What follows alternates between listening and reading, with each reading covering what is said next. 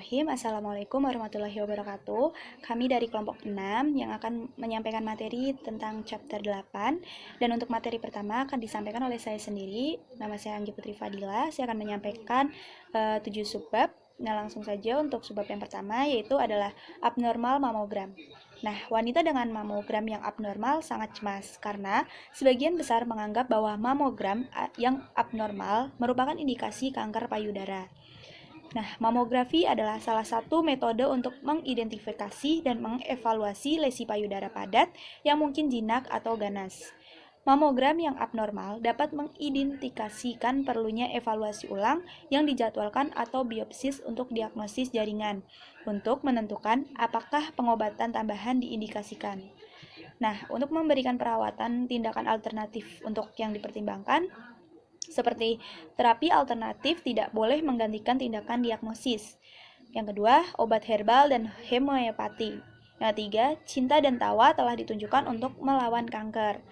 Selanjutnya, untuk memberikan dukungan seperti pendidikan dan tindakan dukungan untuk yang dipertimbangkan seperti pertama, seorang klien dari hasil tes screening abnormal. Kedua, menyediakan informasi. Ketiga, memberikan waktu bagi klien untuk mengungkapkan kekhawatiran. Untuk subbab yang kedua yaitu abnormal pap smear. Pap smear slide tetap menjadi cara yang paling efektif dan hemat biaya untuk menyaring populasi wanita yang besar. Namun, citologi berbasis cairan menawarkan kesempatan untuk melakukan pengujian HPV refleks jika hasil yang tidak normal dikembalikan.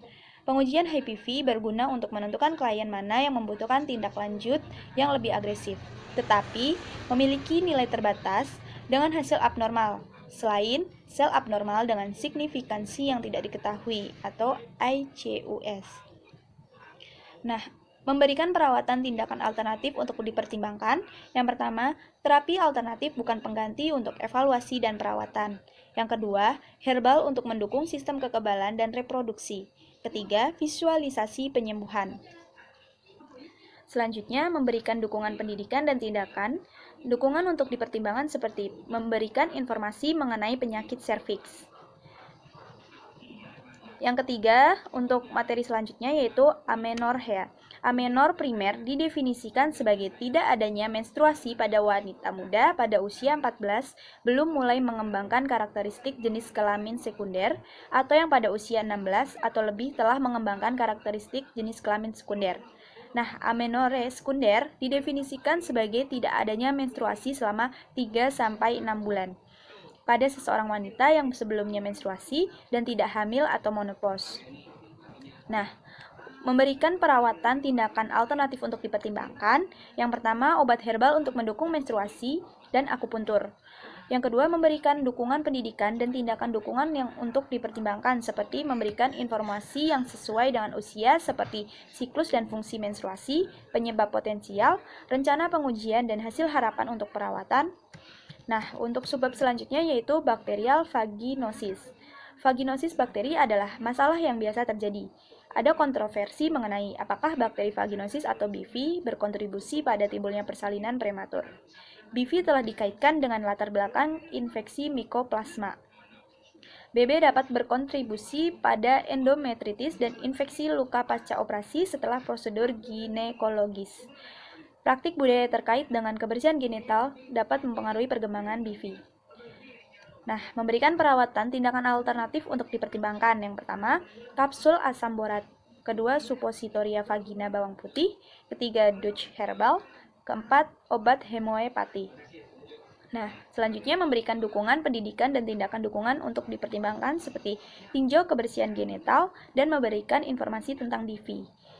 Untuk subbab yang kelima yaitu breast mass atau kanker payudara adalah yang kedua setelah kanker paru-paru sebagai penyebab kematian pada wanita. Dan itu adalah penyebab utama kematian terkait kanker pada wanita berusia 35-54 tahun.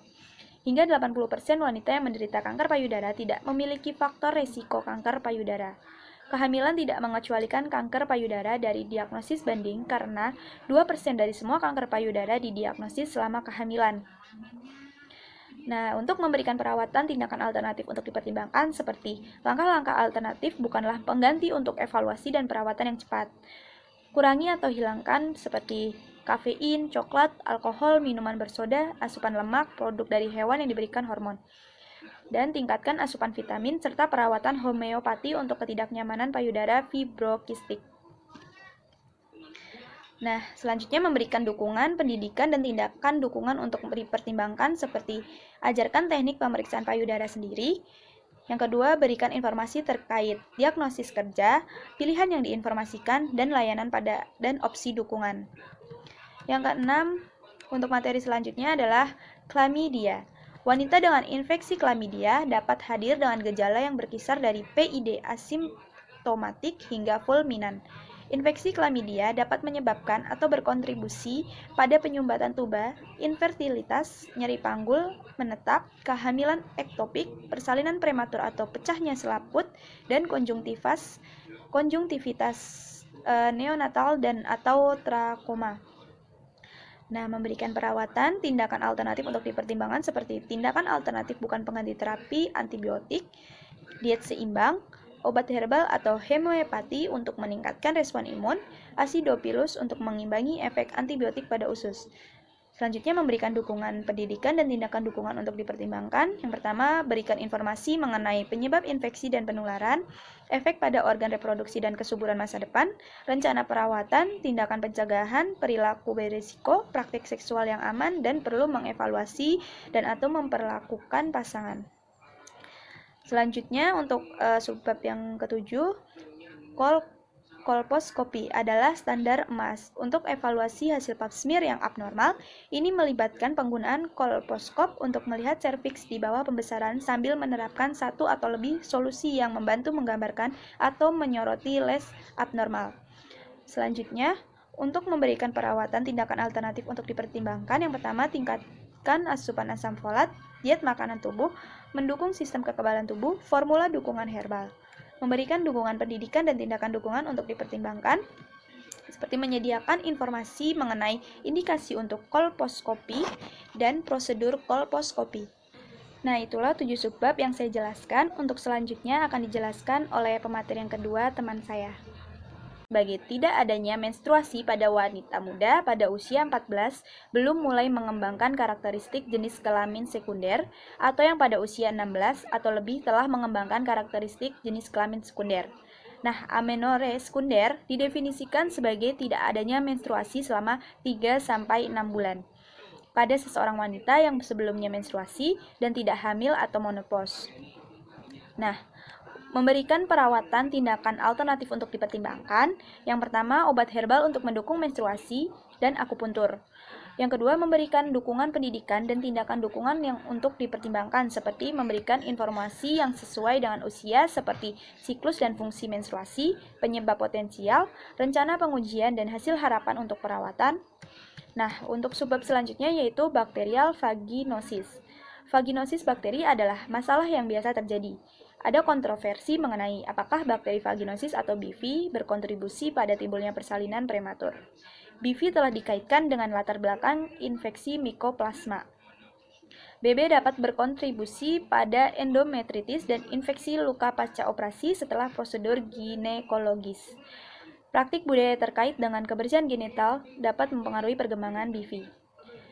Nah, memberikan perawatan tindakan alternatif untuk dipertimbangkan. Yang pertama, kapsul asam borat. Kedua, suppositoria vagina bawang putih. Ketiga, Dutch herbal. Keempat, obat homeopati. Nah, selanjutnya memberikan dukungan pendidikan dan tindakan dukungan untuk dipertimbangkan seperti tinjau kebersihan genital dan memberikan informasi tentang BV. Untuk subbab yang kelima yaitu Bridgmas atau kanker payudara adalah yang kedua setelah kanker paru-paru sebagai penyebab kematian pada wanita. Dan itu adalah penyebab utama kematian terkait kanker pada wanita berusia 35-54 tahun. Hingga 80% wanita yang menderita kanker payudara tidak memiliki faktor resiko kanker payudara. Kehamilan tidak mengecualikan kanker payudara dari diagnosis banding karena 2% dari semua kanker payudara didiagnosis selama kehamilan. Nah, untuk memberikan perawatan tindakan alternatif untuk dipertimbangkan seperti langkah-langkah alternatif bukanlah pengganti untuk evaluasi dan perawatan yang cepat. Kurangi atau hilangkan seperti kafein, coklat, alkohol, minuman bersoda, asupan lemak, produk dari hewan yang diberikan hormon. dan tingkatkan asupan vitamin serta perawatan homeopati untuk ketidaknyamanan payudara fibrokistik. Nah, selanjutnya memberikan dukungan, pendidikan, dan tindakan dukungan untuk dipertimbangkan seperti ajarkan teknik pemeriksaan payudara sendiri. Yang kedua, berikan informasi terkait diagnosis kerja, pilihan yang diinformasikan, dan layanan dan opsi dukungan. Yang keenam, untuk materi selanjutnya adalah klamidia. Wanita dengan infeksi klamidia dapat hadir dengan gejala yang berkisar dari PID asimptomatik hingga fulminan. Infeksi klamidia dapat menyebabkan atau berkontribusi pada penyumbatan tuba, infertilitas, nyeri panggul menetap, kehamilan ektopik, persalinan prematur atau pecahnya selaput, dan konjungtivitas neonatal dan atau trakoma. Nah, memberikan perawatan, tindakan alternatif untuk dipertimbangkan seperti tindakan alternatif bukan pengganti terapi antibiotik, diet seimbang, obat herbal atau homeopati untuk meningkatkan respon imun, acidopilus untuk mengimbangi efek antibiotik pada usus. Selanjutnya memberikan dukungan pendidikan dan tindakan dukungan untuk dipertimbangkan. Yang pertama, berikan informasi mengenai penyebab infeksi dan penularan, efek pada organ reproduksi dan kesuburan masa depan, rencana perawatan, tindakan pencegahan, perilaku berisiko, praktik seksual yang aman, dan perlu mengevaluasi dan atau memperlakukan pasangan. Selanjutnya untuk subbab yang ketujuh, kolposkopi adalah standar emas. Untuk evaluasi hasil pap smear yang abnormal, ini melibatkan penggunaan kolposkop untuk melihat serviks di bawah pembesaran sambil menerapkan satu atau lebih solusi yang membantu menggambarkan atau menyoroti les abnormal. Selanjutnya, untuk memberikan perawatan tindakan alternatif untuk dipertimbangkan, yang pertama tingkatkan asupan asam folat, diet makanan tubuh, mendukung sistem kekebalan tubuh, formula dukungan herbal. Memberikan dukungan pendidikan dan tindakan dukungan untuk dipertimbangkan, seperti menyediakan informasi mengenai indikasi untuk kolposkopi dan prosedur kolposkopi. Nah, itulah 7 subbab yang saya jelaskan. Untuk selanjutnya akan dijelaskan oleh pemateri yang kedua, teman saya. Di sini saya sebagai pemateri 2, nama saya Syawal Nisa. Saya akan menjelaskan tentang disfungsional uterine bleeding. Memiliki banyak penyebab, diantaranya merupakan proses fisiologis yang berkaitan dengan usia, mungkin sekunder akibat patologis. Penyebab umum pendarahan siklik pada remaja atau wanita menopause adalah anovulasi. Pada wanita subur, penyebab seperti penyakit tiroid dan infeksi panggul lebih umum. Riwayat klien yang perlu dipertimbangkan yang pertama ada usia, menstruasi, riwayat medis, alergi, dan obat resep hormon, obat herbal, riwayat GYN, metode hormonal, dan aspirin atau NSAID. Gejalanya biasanya ada hipotensi, hipovolemia, kelelahan atau sesak nafas, gangguan makan, nyeri dengan hubungan seksual.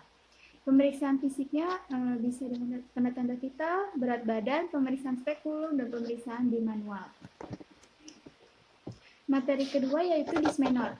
Nyeri dismenor sering muncul sebelum menstruasi, tidak seperti nyeri fisiologis yang disebabkan kontraksi uterus yang mengeluarkan aliran menstruasi.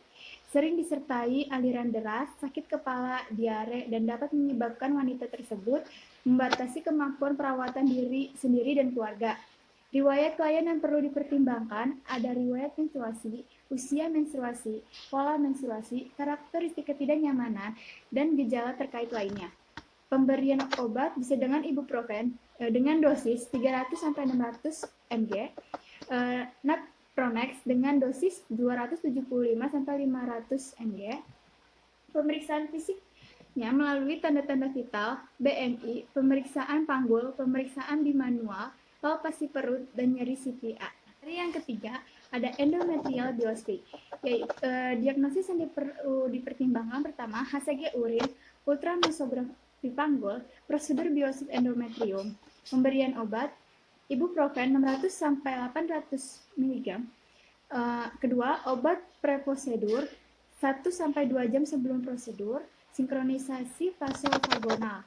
Riwayat klien ada usia, sejarah internal yang berkaitan dengan indikasi, yang terakhir kondisi medis. Materi yang keempat ada evaluation of postmenopausal bleeding. Kanker endometrium adalah keganasan yang sangat dapat diobati dari lapisan rahim. Biasanya terdeteksi sampai pendarahan abnormal. Penggunaan terapi penggantian hormon mengurangi resiko kanker endometrium.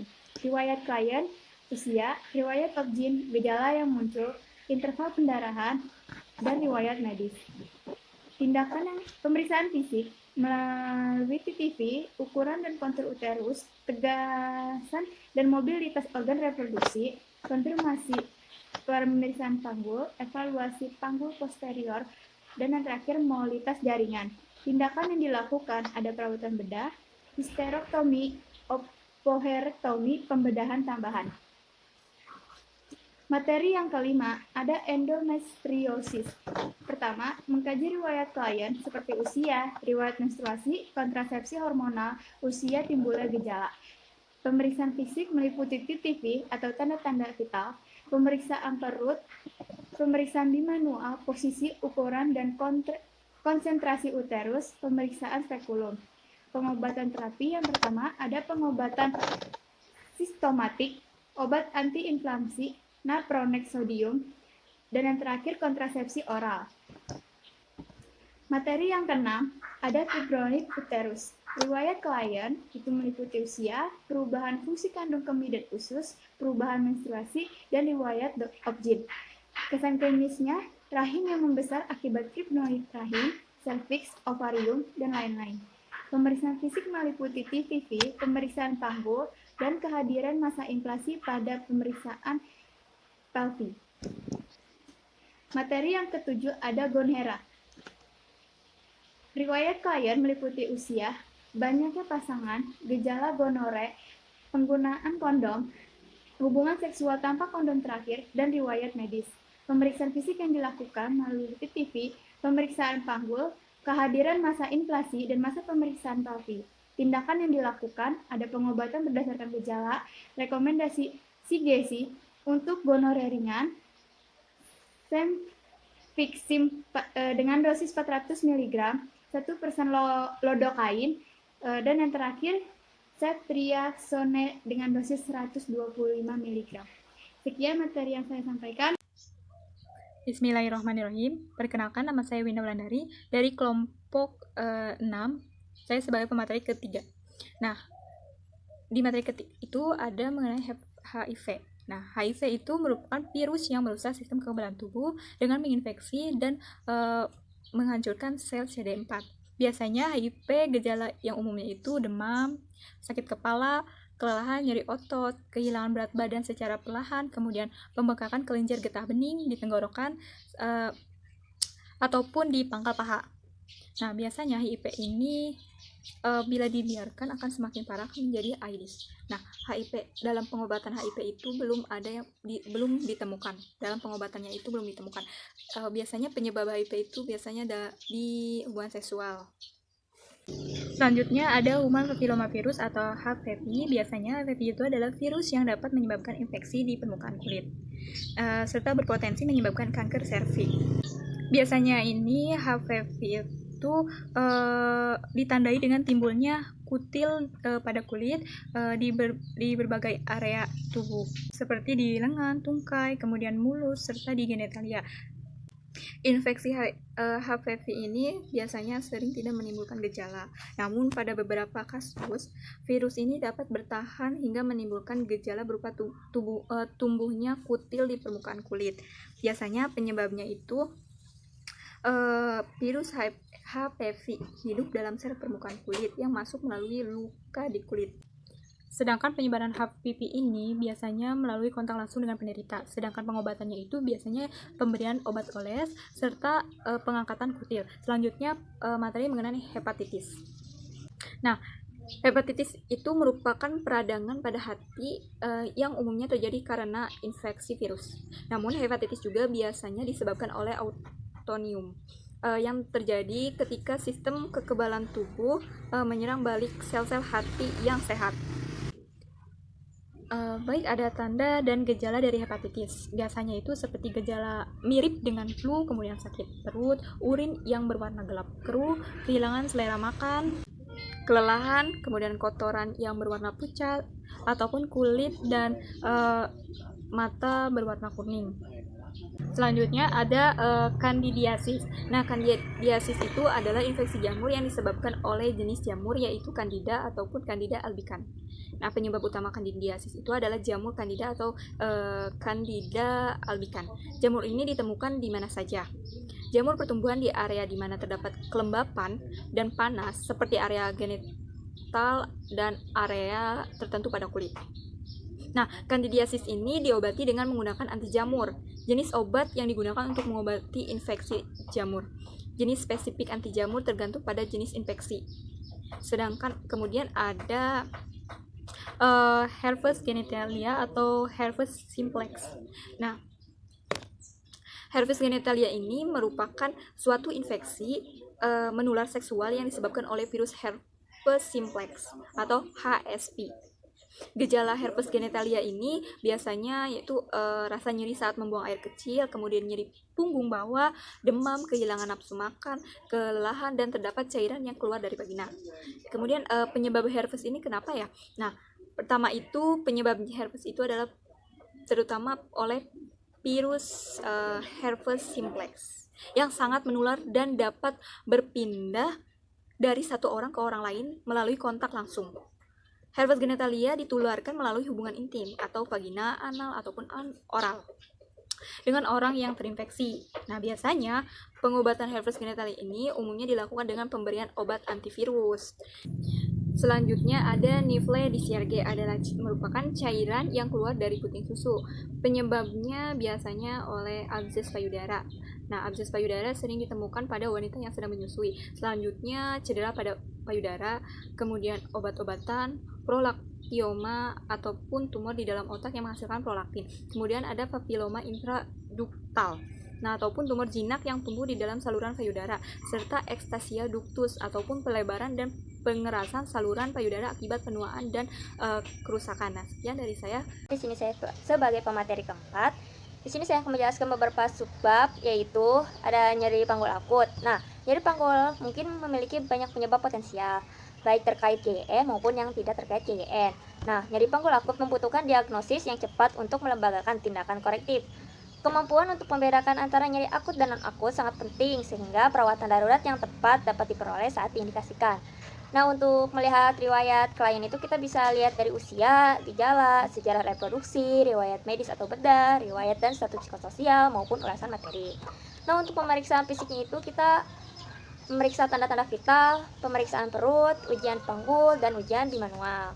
Nah, untuk pengujian diagnostiknya itu kita ada urinalisis, serum atau urin HCG, pengujian IMS, ultrasonografi panggul, CBC dengan diferensial, ISR, laparoskopi diagnostik. Nah, untuk memberikan perawatan dengan cara terapi, yaitu yang pertama perawatan medis diindikasikan untuk sakit perut akut atau panggul, acetaminophen atau ibuprofen untuk demam atau nyeri. Terus selanjutnya hindari makan atau minum sampai diagnosis pasti. Nah, yang selanjutnya itu ada nyeri panggul kronis. Nah, nyeri panggul kronis adalah temuan umum dalam kesehatan wanita dan mungkin terkait dengan fungsi reproduksi, kandung kemih atau usus, atau efek residual dari infeksi sebelumnya atau pembedahan perut atau panggul. Nah, nyeri panggul tingkat rendah tidak jarang pada wanita yang telah mengalami pelecehan seksual atau penganiayaan. Kanker ovarium dapat muncul dengan gejala pelvis yang tidak jelas. Keterlibatan dan dukungan klien selama investigasi nyeri panggul kronis sangat penting. Validasi ketidaknyamanan dan kekhawatiran klien diperlukan sebagai riwayat yang terampil, tinjauan sistem, dan pemeriksaan fisik menyeluruh.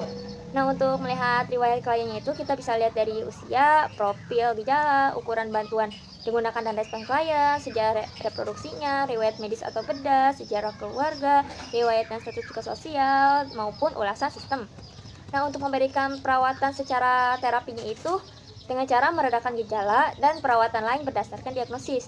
Nah, ada juga dengan cara memberikan perawatan alternatif, yaitu caranya dengan langkah-langkah bantuan gejala lokal dan dukungan difteri.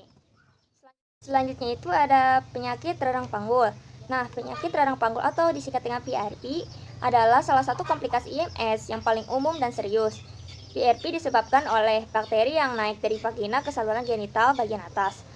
Bakteri penyebab paling umum adalah gonore dan chlamydia. Namun, flora normal saluran genital juga dapat menyebabkan PID. yaitu adalah penting bahwa pasangan seksual wanita yang diguna PID dirawat sebelum memulai kembali aktivitas seksual. PID dapat menyebabkan jaringan perut yang signifikan di tuba falopi serta di panggul. Lalu, jaringan perut dapat menyebabkan infertilitas, nyeri panggul kronis, dan gangguan terkait lainnya. Perempuan dan HIV lebih mungkin memerlukan rawat inap dengan PID. Nah, untuk lihat riwayat kliennya itu, kita bisa lihat dari lokasi, awitan, durasi, gejala, sejarah reproduksi, riwayat medis atau bedah, sejarah sosial, ulasan sistem, maupun faktor risiko untuk PID. Nah, untuk memberikan perawatan dengan cara terapi yaitu pilihan dan lokasi perawatan bervariasi. Kemudian indikasi perawatan minimum, perawatan rawat jalan untuk PID, perawatan berbasis rumah sakit. Nah, untuk memberikan dukungannya itu, kita bisa memberikan informasi terkait diagnosa, rekomendasi pengobatan, pelaporan IMS wajib, perlu mengevaluasi dan atau memperlakukan pasangan. Nah, yang selanjutnya itu ada sindrom pramenstruasi atau yang disingkat dengan PMS, yaitu kelainan hormon siklus umum yang dapat bermanifestasi dengan tanda dan gejala fisik atau emosional. Wanita yang menderita PMS sering merasa bahwa mereka tidak mengendalikan suasana hati atau tindakan mereka. Perawatan ditujukan untuk menemukan tindakan pemulihan yang dapat diterima untuk wanita individu dan mendukungnya dalam konteks kehidupan. Perhatikan pada gaya hidup, diet, kehidupan di rumah, dan pilihan-pilihan kehidupan lainnya adalah bagian integral dari penilaian dan perawatan untuk PMS. Nah, untuk riwayat kliennya itu bisa dilihat dari usia, sejarah reproduksi, durasi dan keparahan gejala yang timbul, profil gejala, ukuran bantuan digunakan dan tingkat keberhasilannya, riwayat dan status psikososialnya, maupun ulasan sistem. Nah, untuk diagnosis bandingnya itu yang harus dipertimbangkan itu sindrom pramenstruasi, premenstrual dysphoric disorder atau PMDD, perempuan perubahan perimenopause, gangguan mood, gangguan endokrin. Nah, untuk pengujian diagnostiknya itu alat screening gejala premenstruasi atau PSST. Yang kedua itu ada pengujian laboratorium berdasarkan pada usia dan temuan pada H dan P. Dan selanjutnya ada memberikan perawatan secara terapi yaitu terapi penggantian hormon kombinasi, inhibitor reuptake serotonin selektif atau SSRI, diuretik, maupun suplemen vitamin dan mineral.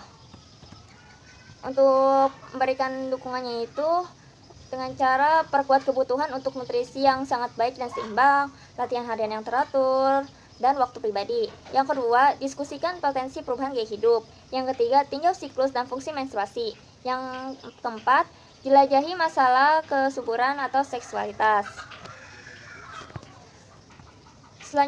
Selanjutnya ada sifilis.